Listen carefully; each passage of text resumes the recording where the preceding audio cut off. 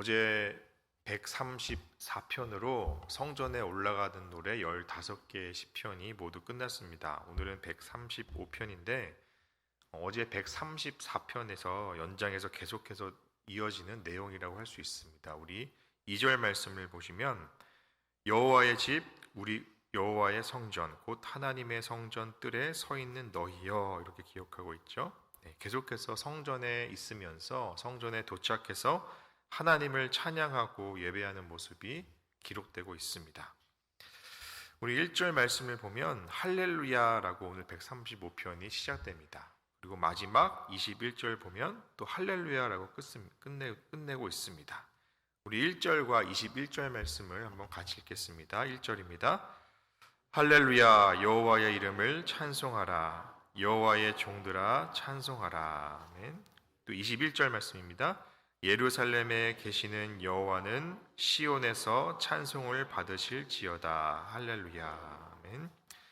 네, 계속해서 할렐루야, 여호와의 이름을 찬송하라. 시온에서 찬송을 받으실지어다 라고 찬양하고 있습니다. 하나님이 우리를 지으시고 우리를 부르신 이유는 바로 이렇게 하나님을 찬송하기 위해서, 하나님의 찬양을 드리기 위해서 우리를 지으시고 부르셨습니다. 하나님을 찬양하고 예배하기 위해서 우리는 지음을 받고 부르심을 받은 것이죠. 이스라엘 백성이 애굽에서 노예로 있다가 출애굽할 때 모세가 그 출애굽해야 되는 이유를 바로에게 말하죠.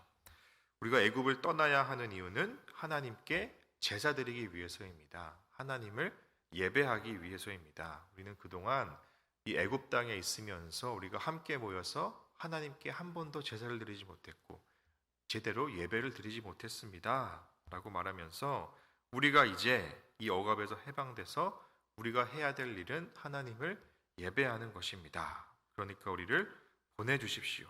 우리는 이제 자유로서 해방된 민족이 돼서 하나님을 예배하겠습니다. 우리는 예배 공동체입니다. 분명하게 출애굽해야 되는 이유를 말합니다. 하나님께서 지금도 예배자를 찾으시고 부르십니다. 우리에게 자유를 주신 이유는 바로 하나님을 자유롭게 예배하기 위해서입니다. 또 하나님은 계속해서 하나님의 이름을 찬양하는 자를 찾으시고 또 그것이 하나님이 제일 기뻐하시는 일입니다. 하나님께 예배드리고 하나님께 찬송하는 것보다 더 중요한 일은 없다는 것입니다. 그래서 어제 우리에게 주신 복이 무엇이냐? 바로 찬양의 복이라 그랬습니다. 여기에 성전에 올라간 믿음의 백성들을 향해서 하나님을 찬양하라, 여호와를 찬송하라, 여호와의 종들아 찬송하라, 계속해서 하나님의 이름을 높여드려라, 하나님을 하나님 되게 하라. 그리고 우리가 하나님을 찬양하는 예배자요, 찬양하는 사람인 것을 사람들 앞에서 자랑스럽게 여기라 계속 선포하고 있는 겁니다. 우리가 때때론 기도가 안 될 때는 찬송가를 펴서 그 찬송가의 가사를 읽거나 그 찬송가를 계속해서 찬양하는 것이 좋습니다. 찬송은 곡조 있는 기도라고도 하는데요.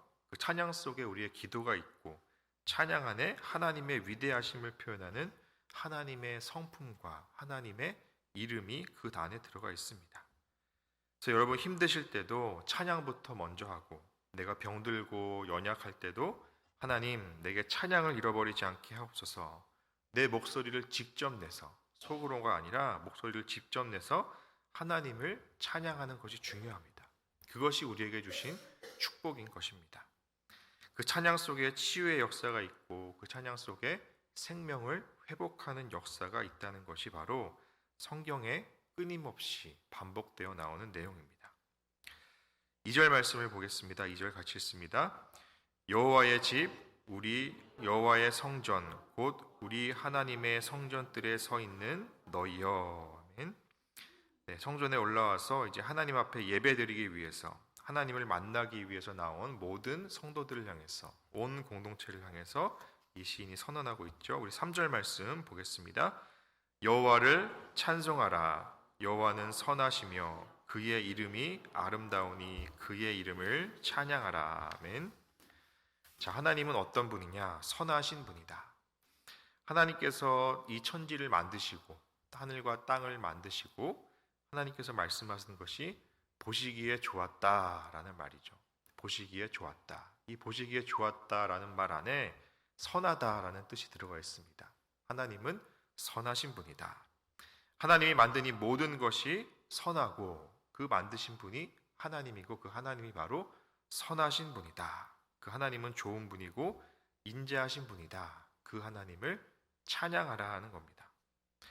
그 하나님이 왜 선하시냐? 3절 후반부에 그의 이름이 아름답다라는 거예요.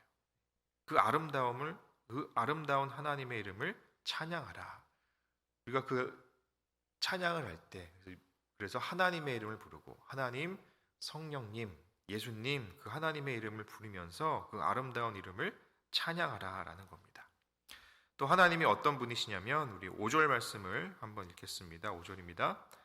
내가 알거니와 여호와께서는 위대하시며 우리 주는 모든 신들보다 위대하시도다. 아멘. 다른 신들이라고 하는 것과 하나님은 비교할 수 없다. 하나님은 위대하시기에 하나님을 찬양하라고 말씀하고 있습니다. 그런데 그 앞에 4절에 우리가 하나님을 찬양해야 할 다른 이유가 또 있습니다. 하나님의 이름이 왜 그렇게 위대하시고 다른 신들보다 뛰어나냐? 왜 그렇게 사랑스럽고 선하시냐? 우리 4절 말씀을 한번 같이 읽겠습니다. 여호와께서 자기를 위하여 야곱 곧 이스라엘을 자기의 특별한 소유로 택하셨음이로다. 아멘. 여호와께서 자기를 위하여 야곱 곧 이스라엘을 자기의 특별한 소유로 택하셨다. 여기 보면 야곱이라고 나오는데요. 야곱이 어떤 사람입니까? 야곱의 뜻은 발꿈치를 잡은 자, 또 속이는 자, 창탈자 그런 의미가 있습니다. 이 야곱은 인간적인 면에서 결함이 많았던 인물입니다. 그런데 그를 하나님이 택하시고 특별한 소유로 택하셨다. 하나님의 소유로 삼아주셨다라는 거예요. 그 사랑을 받고 야곱이 사랑을 받고 선택받을 만한 이유가 있어서 그런 것이 아니라 속이는 자요 허물과 흠이 많은 자임에도 불구하고 하나님이 특별히 선택해 주셨다라는 것을 나타내고 있습니다. 우리도 마찬가지죠. 우리가 어떤 자격이 있어서 우리가 어떤 객관적인 조건이 되어서 그런 것이 아니라 나는 흠이 많은 죄인이지만 하나님 자신의 일방적이고 무조건적인 은혜의 기초에서 나를 하나님의 특별한 소유로 삼으신 것이죠.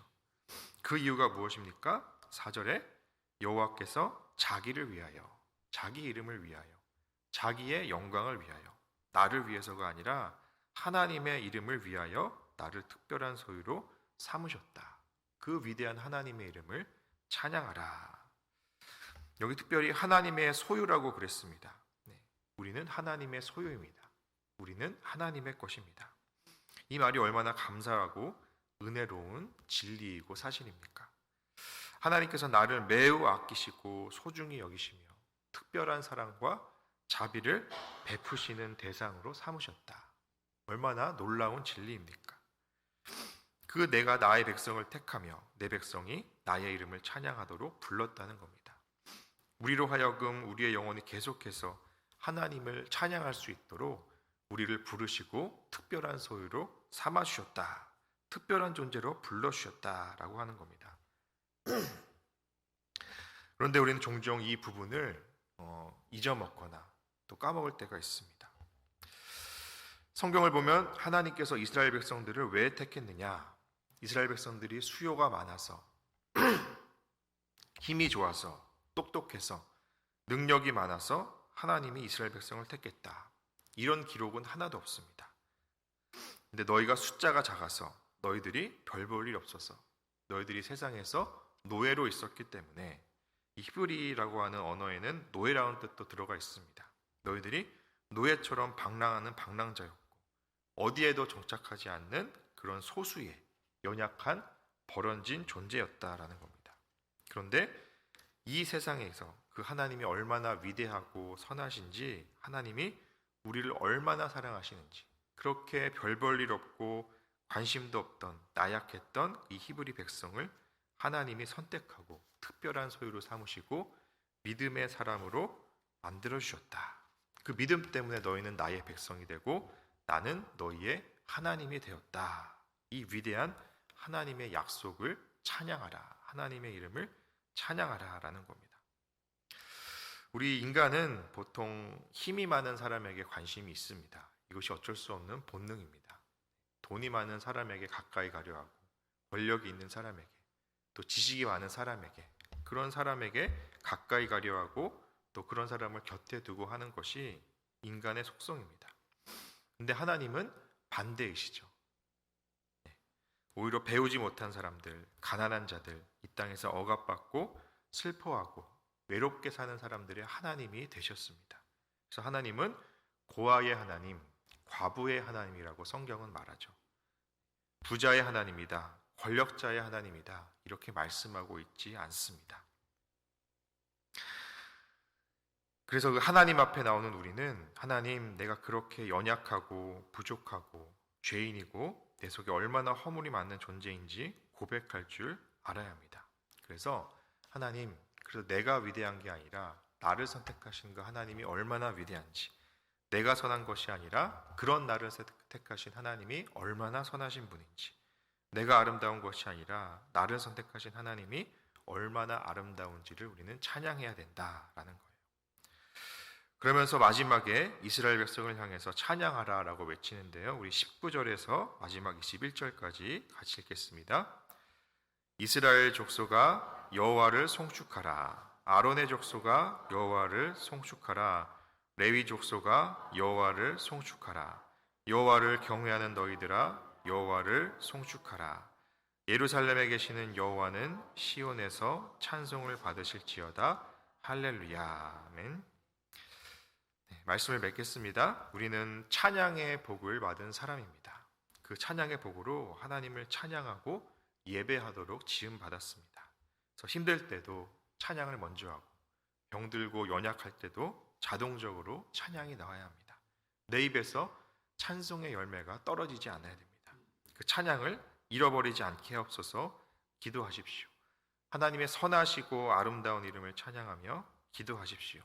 그 하나님은 나를 하나님의 특별한 소유로 삼으셨습니다.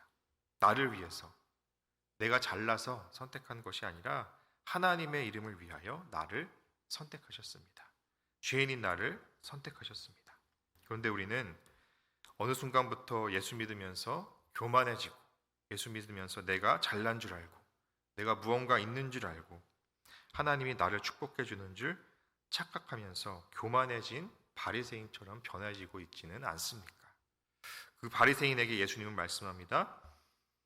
너희들이 믿음도 있고 너희들이 하나님께 다 예배도 드리고 너희들이 이 말씀을 잘 알기도 하지만 내가 보니까 그 모든 것이 가짜이다, 헛된 것이다. 우리의 예배와 찬양이 가짜이고 헛된 것이 되지 않기를 바랍니다.